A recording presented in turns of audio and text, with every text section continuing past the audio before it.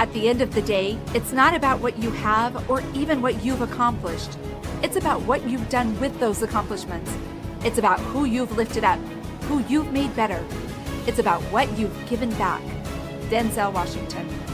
Welcome to Inspire Vision. Our sole purpose is to elevate the lives of others and to inspire you to do the same. Corey, welcome to the show. Thanks. Glad to be here. Hey, I'm excited to have you here. It's an interesting topic. You've written a book that I've had a chance to kind of go through and look at and so forth. So what I'd love for you to do, though, is to share with the audience kind of what your journey has been and what brought you to the point of writing the book. And then we can, you can talk about the book a little bit, but then we'll get into more detail. Okay, well, I certainly wasn't born with a host of communication skills and the ability to do difficult conversations gracefully. In fact, I was super shy. I'm painfully shy as a child. It was a wonderful boyhood, small town, rural Maine, and a great family. And when I got out into the bigger world, I wondered why life wasn't just responding with awesomeness because I was such a good person. And so after trials, tribulations, triumphs, I decided I have to learn to do all of this better. And so I enrolled in bunches of personal development workshops, started to learn that honesty really means honesty on the inside. And as I got braver, being willing to speak up in defense of my heart or my needs. And so, and that just led me into, I hired a love coach, and that led me eventually to becoming a love and relationship coach. And what happened was I started asking people what was going on in their head. What were they telling themselves at moments of distress or hopelessness or helplessness or anger? And I realized that we can pre-make some phrase or affirmation for those moments to go, oh yeah, when I'm catastrophizing, I'm thinking the worst about a situation or someone, I can say, you know what? I used to think that, or that's my old way of thinking. What's really true is I'm okay, or some form of that. And so that basically became soul statements. And I was having such good response that I decided to write an article, and I thought, this actually should be a book. And so, because I included a lot more communication, not quite techniques, but just ways of doing communication and tips. And so I wanted it to be like a stand-in for me. So the book's like having a life coach right there by your side with lots of things to do and things to avoid, and personal journaling exercises sprinkled throughout. So yeah, that's how we got here. Well, okay. And I was doing a podcast yesterday, and it was interesting as we were talking about that awareness. At what point in time do we say, okay, enough is enough? I've got to do something about this. And then having the courage to do it. What was your moment in time where you finally said to yourself, you know what? I've got to do something different. And as you mentioned, you hired a love coach. Can you share that with us a little bit? Sure. Yeah. Well, in early 2009, I went through a very sudden, unexpected, and traumatic breakup with my intimate partner of 7 years. And it was just a huge shock. And I thought, this isn't the first time. I don't want to just keep as a 7-year, 5-year thing. I want to really, I realized that the common denominator in my past relationships is me. And so let's work on me. And I had,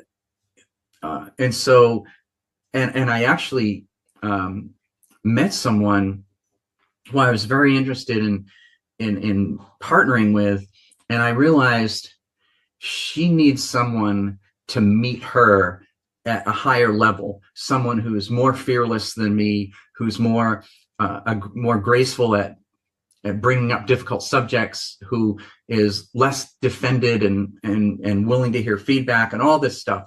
And so basically I had to up my game. And that's when I hired the love coach. And I said, help. Well, and you got into Tantra yoga. Talk about that a little bit, and what effect did that have, and what is it exactly? Because everyone talks about yoga nowadays, and I think it has changed a lot from actual activity and physical activity to a combination of that plus mental mindfulness. Yeah. And so with the school of Tantra, actually it's like 3 schools that I went to, they really focus on slowing down, paying attention to the moment, to the texture, and the texture of the moment. You're inhabiting the here and now, so to speak. And so it's really, to me, Tantra is that attitude of and practice of paying attention to the moment. And so I say the more deeply you inhabit the moment, the more you are being tantric. And so it's about slowing down and paying attention. And we also kind of have this overarching attitude too of the same creator who made your mind, made your body, including the parts we usually don't talk about. And so it's all okay. You know, the fears, the ego, the everything, it's all okay. And just the more we can just be and be undefended and live life on life's terms, we have our experience approves. Well, and you said something that I really appreciate, and again, this gets to be a common theme of people as I've talked to them. And I think it's important so much the audience to understand that, you took personal responsibility. As you say, ultimately, as we go through relationships and as ultimately they don't work, and you can say, well, she was this or he was that or whatever that happens to be. But the reality, and you hit it right on the head, is, what? It's me. I've got to take personal responsibility for that. And I think that for people to get to the point where they're aware enough of themselves and willing and humble enough to say, what, this is my problem and I've got to figure it out. And I love what you talk about when you talk about the Tantra, the mindfulness and all of that type of stuff. So as you look at that, did you find that as you got into all of the meditation and doing all of those type of things that you started to discover some subconscious imprints that literally were causing your behavior? Yeah. And along with the practice of being more still, being more mindful, really being present with whomever is in front of you, it brings up a certain level of awareness of your own motivations. And so it's a really, I heard Tony Robbins say one time that true honesty isn't the ability to tell someone else what you think of them. It's about being honest about why you did something or didn't do something. And so being honest with myself about me is really at the heart of it. And also in Tantra, we say there is a beloved that dwells within. And so you're not necessarily, you're not trying to be that kind of taker, like, oh, I want an experience. I want an experience as much as I want to co-create something beautiful. And that could be just some of my most deeply impactful tantric experiences have been with eye gazing, where you're moving your energy, but you're also engaged with the eyes of another person, and just it's so connecting and spiritual and deep and powerful all at the same time. It's really a profound thing.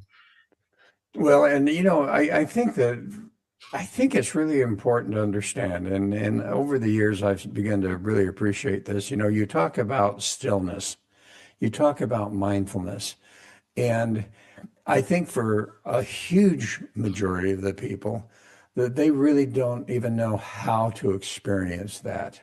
And so as you work with people, how do you help them, number one, to develop that sense of stillness and of mindfulness so that ultimately they can start to experience that? And as you said, we create our own experiences in life. If we want to be victims, then everything's happening to us by somebody else. But if we start to really take that responsibility and realize we create our own experiences, then we can create what we really want to create. But talk about the stillness, talk about the mindfulness. How does someone get to that point to where they can start to experience that?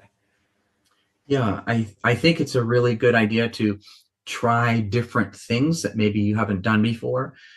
But also, where in your life do you feel most connected to you? And for some people that might be on a run, or other people it might be sitting on a meditation pillow. Another person might be journaling or swimming. So wherever you feel most connected to you, that's a good place to start. And that's a good place to start paying deeper attention. And I'm a really big fan of journaling, and also spending at least a couple minutes every day just in silence. And the meditation I really like at this time is I'm breathing. I know I'm breathing. I'm watching my breath, but basically I'm trying to become still. I'm trying to become still with my body, with my thoughts, and the more still I become, the more still I feel. That's the goal. And I'm my prayer, if you want to call it that, is to then offer my stillness to the great stillness. And I'm really enjoying that. Well, and it's interesting as you look at the major religions in the world, whether it be Christianity, Islam, Buddhism, Hinduism, they all started with someone who literally took the time to be still, to be mindful, to meditate, and to gain that insight for their followers. And I find that fascinating that they really are the ones that set that example for us, and yet we seem not to follow it at all. Well, there's great benefit in being still. Be still and know. Be still Yes. and know thyself. Be still and know God. I mean, it's really at the heart, like you said, it's at the heart of a relationship with yourself, really. Well, and when you talk about mindfulness, what do you mean by mindfulness? By mindfulness, I mean an awareness of what you're doing and maybe why you're doing it. So if I'm eating, or a better example, if I'm doing the dishes, I want to be doing the dishes while I'm doing the dishes. I don't want to be thinking about something other than doing the dishes. I just want to be here doing that. And that's a challenge for a lot of us, and particularly I know that we have certain situations in our lives where we constantly think about this and that, and it can be really a challenge for that to happen. So then you talk about connecting with people, and I want to talk about this a little bit. You talk about communication. Let's talk about, because you're getting into the relationship aspect of this, what is good communication? How do you help people to understand what communication is, how is it good, and how does it make a difference? Sure. I think good communication is speaking from your own experience. In other words, I'm not starting sentences with Sorry. you. You're a dummy dog. You did this. I didn't like when you.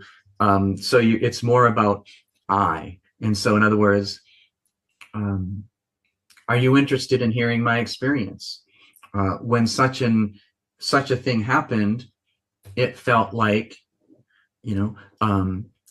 So you're talking about the impact of this other person maybe on you. It's like, oh, you know, when you did this thing without asking, I got a warm feeling in my heart. It makes me feel good. I have appreciation, because everyone's the expert on why they did something, so they don't necessarily need to be schooled. I mean, and we can argue about why that was important or why it wasn't, but you are the expert on how it was like to be you. And so that's what you want to communicate. And the more you can be connected to your own center, to your values, to your value. So values might be, I have a value for respect, for safety, for play, for serenity. And so, and you want to speak up in defense of those values. And so if we can speak to them and for them, because we're starting off in a connected place, back to, and it's easier to be connected to your values if you've spent time in silence or feeling connected to yourself, feeling those values, feeling the importance of respect and being respectful and kindness. And so, and if I believe myself to be a kind person, here's where the honesty comes in, and I act in an unkind way, I either have to change how I think about myself. Well, maybe I'm not such a kind person, or I go, oh, I slipped. That's not really who I really am. Let me, make amends, or let me return to a better way of being. Let me apologize. Let me move forward, and put kindness more in the front versus in the rearview mirror. Well, and I love that. I've been involved in behavioral analysis for a number of years, and as we do that analysis with people, and particularly with couples, but even in business, what I found fascinating is when you get in and start to do that and look not only at the personality traits, but also the values, the motivators. And when you have a couple that are struggling with that communication and with that relationship, and you can sit down with them and say, all right, here's Joe. These are his values. This is how he wants to be communicated with and spoken to. Here's Jill. And guess what?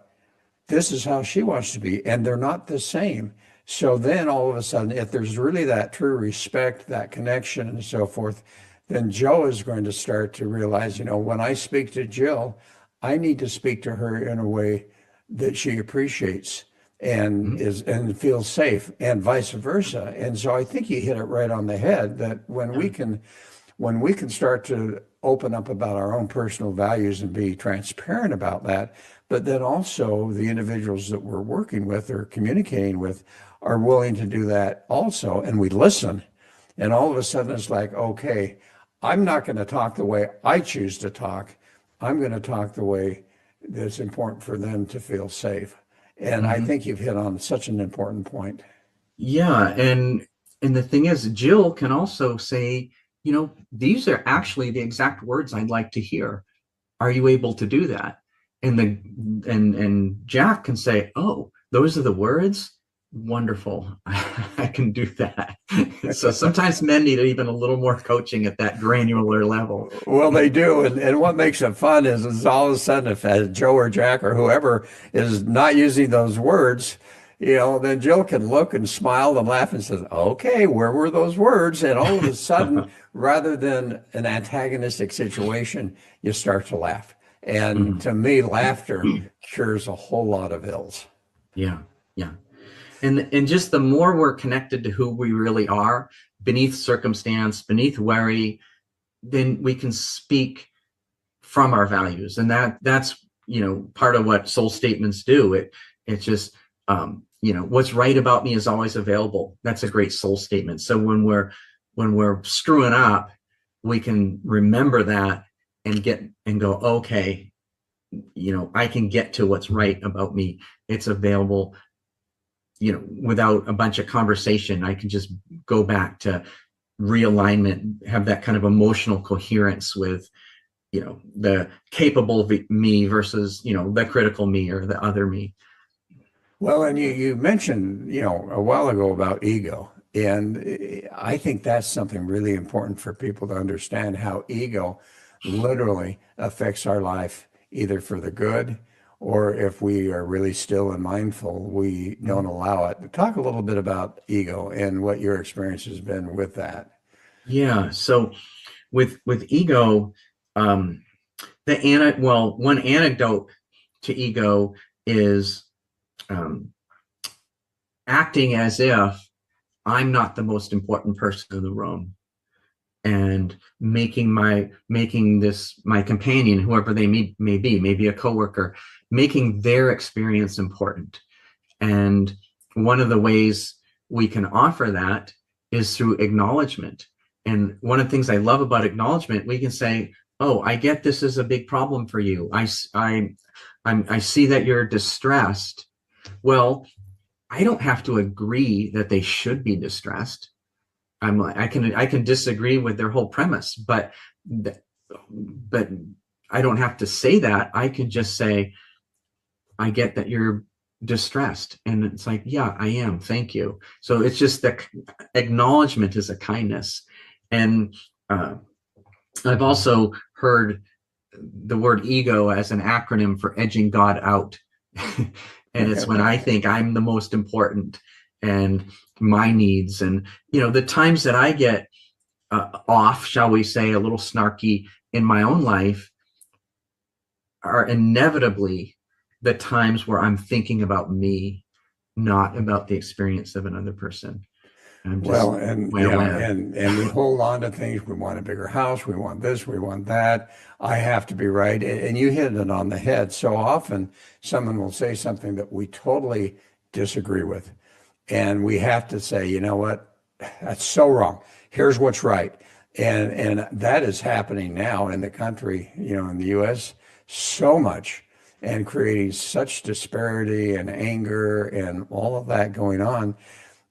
But to be able to sit back and, as you say, the stillness, the mindfulness, and say, okay, you know what? I'm understanding what you're saying. From your point of view, I can see how you think about that. And then shut up rather than saying, but here's what the truth is. And it's interesting to me that we don't seem to be able to do that often. And yet that becomes the key to not only good communication, but to good relationships and connection with other people. Mm-hmm, mm-hmm.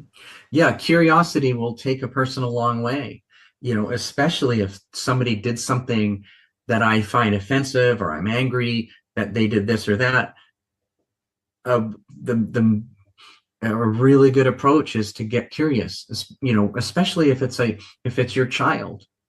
Oh, you just jumped into the pool with all your clothes on that I just took out of the dryer and put on you, instead of yelling, and you little, dummy dog, what, you just say, hey man, how come you didn't take your clothes off before you got in the water?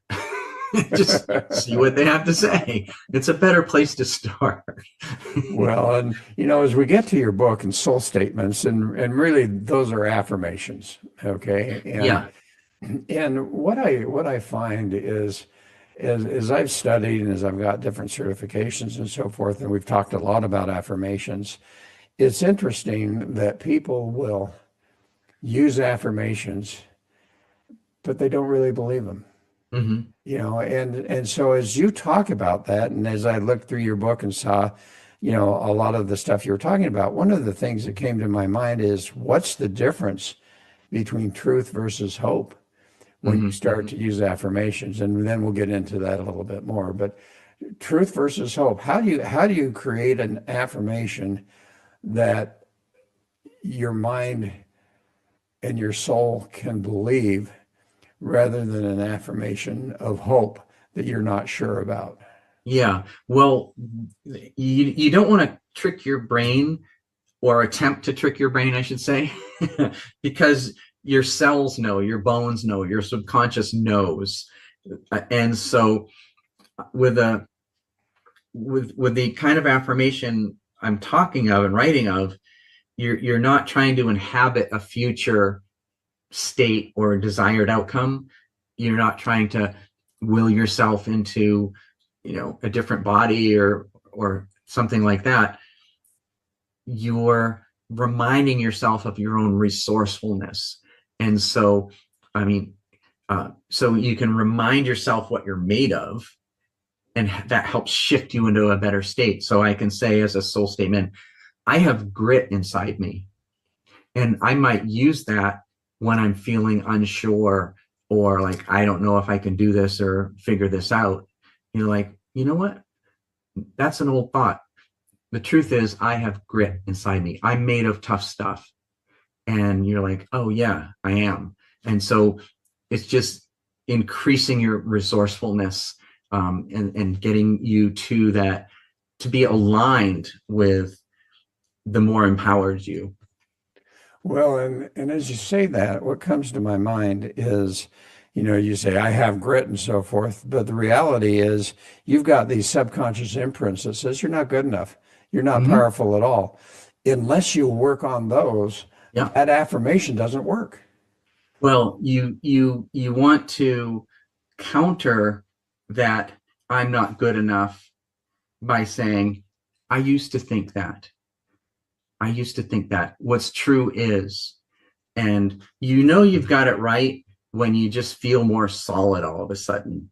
And there's some kind of little molecular or energetic shift in your field. Like you're just like, yeah, I'm a loved child of God, and it's going to be okay, or whatever is going to really anchor you into your resourcefulness, your more loving, kind self. And because the truth is, we are resourceful. And I actually have survived every bad day of my life up to this point. I made it through every bad day. So there is some amount of grit there that I can remind myself of. Well, and as you say, as we've talked about it, is when you can start to practice stillness, when you can start to practice mindfulness and meditation, and if you're really focused on that personal transformation, all of a sudden you start to become aware of those subconscious imprints. And as you say, the minute that you're aware of them, then you can say, this is what I used to think. But the reality is that's not true. Here's who I am. That's right. And sometimes I'll even do a little smirk, I'll like physically smirk and go, oh my gosh, I can't believe I'm thinking that again. I've thought that so many times. It's not true. Doesn't work. What's true is, come on, brain, like that's an old tape. And the truth is that my soul knows what to do. My heart is a trusted guide. Or, I have a client, and she, I've been spouting off different ones, but she just picked one, and that's awesome. She just says, I got this. And it's like, okay, all right. And that works for her, and she just applies it to everything. I got this. And that's how she gets, into a little bit better of a thought, which then can propel you to the next right action, or the next best action. Let's talk about scientifically, what does that do to the brain when we, number one, are able to recognize these subconscious imprints and so forth and beliefs that have been affecting us in a negative way, and we start to use those affirmations, those soul statements, in a way that are honest and we really believe them. What does that do scientifically to our brain? Well, I don't know about the science. I just know that when I really get it, it's like my bones agree. And they go, yeah, it's okay. There's an okayness about it, and a deepening and a sureness. And I heard Tony Robbins say one time, he said, our minds are designed to look for what's wrong, and what's wrong is always available, but so is what's right. And that was actually one of the kernels that led me to soul statements. I'm like, yeah.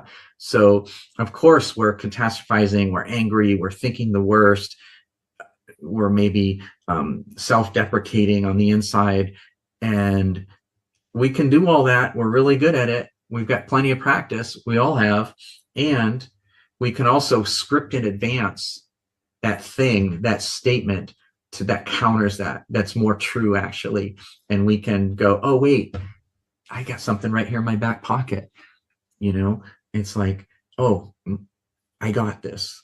Like a little postcard to yourself. Well, and the reason I ask that question is because, in my mind, our lives are just a series of habits, and those habits are based on those subconscious beliefs, systems, imprints, whatever we want to call them. And yet, how do we change habits?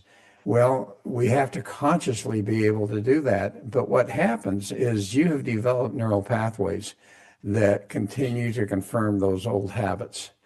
And the only way to change that on a permanent basis is to start to move away from those pathways and to create new neural pathways. And so what really hit me is you talk about the soul statements, these affirmations, and particularly if you're doing it through meditation and some of these other things, what you're really doing is you're changing those neural pathways. And literally you're changing your brain and your thinking to the point where you don't believe that old stuff anymore, because now you have created a new life, new neural pathways, and it has become a new habit of positivity. Absolutely. And the other thing is you can add what I call I write about this in the book, a power gesture. And, like a kind of a, little kind of a thing, or fist in the air, or just, hand on the heart. Or you can even, if you're in a place where it might not be appropriate or feel weird, you don't want to draw attention to yourself, you can just imagine your hand going over your heart and saying, my inner knowing is available to me. Or, I can trust love. I have a beloved that lives within. It's okay. And so that involving the physiology kind of gives it a little bit more power too. Well, and how important is it to observe your conversations with yourself? I know you have a whole chapter of that in your book. And I think about that and realize, so often we have these conversations. Now, how does someone suddenly stop for a minute and go, wow, these conversations I'm having with myself are not helping me. They're actually causing me to experience even less happiness and less joy. How do you help people to really change those conversations with themselves to be positive and to create that happiness and joy? Yeah, well, sometimes it can start with just realizing that you're inside your head is kind of a bad neighborhood. And so, and these bullies, these thought bullies are going to jump out from behind the next telephone pole and go, oh, remind you of how incapable or scared you are. And it happens to all of us. And that's why we want a counter ready to go. Like, that's old. that was my old life. And, I'm taking responsibility, and I've got other thoughts that I can think in those moments. And sometimes if there's a lot going on and I starting to feel a little out of control from my time and whatever, I can remember back to this experience I had one time. It was hot, really hot, on mountain road, dirt road, and there was this beautiful spring. Somebody had put an old clawfoot bathtub up in there, and it was so old that it all minerals had built up all around it, and it was not going anywhere. And I just stopped and sat there, and there were dragonflies buzzing around, and the heat, you could almost feel the heat waves, but the water was just so pure and clean, and there was a certain contentment about that scene. And I was like, wow, everything's as it should be. Everything's in its place. There's nowhere to go. It's all right here. And so I have a soul statement that it'll take me right back to that feeling when I say the contentment of the mountains lives inside me. And I can feel that place, and I can feel me being there. And so the more we can just pay attention to those moments and realize that if I didn't have part of that inside me already, I wouldn't respond to it. It would mean nothing. But I am connected to life and to nature and to what's good. And so I can bring that back and kind of remind myself as needed. And I think you've hit on it. We need to know that the divinity does lie within us, that goodness lies within us. And a lot of people have never taken the time to realize that. Yeah. And I think that's one way to start is journaling. I'm a big fan of journaling. And even if you want to, some people like to do a dream journal where they wake up in the morning and first thing just write whatever they can remember. That's kind of a nice way to start something going, and can lead to some insights. Yeah. So when you're journaling, what besides that, what do people journal about? I hear that a lot. Oh, we need to journal. We need to journal. And yet, what do you journal about? What is it that if you correctly journal, it's helping you? Well, I don't know if there certainly isn't one or two ways to do it correctly. A way that I think is really helpful is journaling. Oh, this and that thing happened, and this is where I folded, and this is why I got scared. I didn't want to be embarrassed, and this is what my embarrassment is costing me, or my avoidance of embarrassment.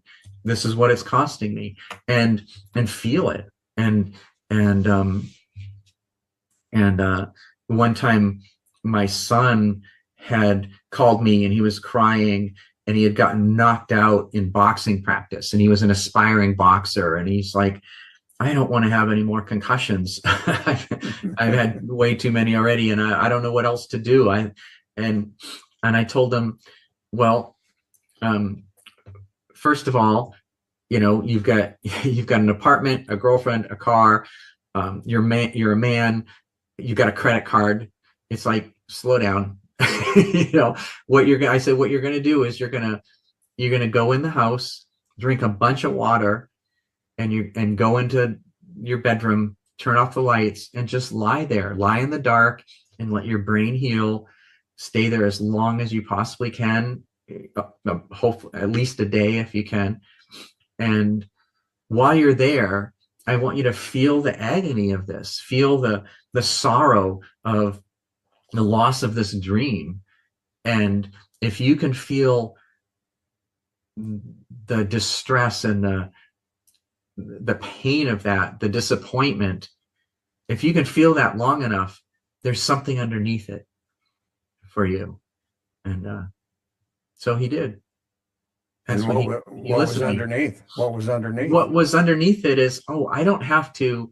There's other forms of martial arts where I don't have to get punched in the head every day.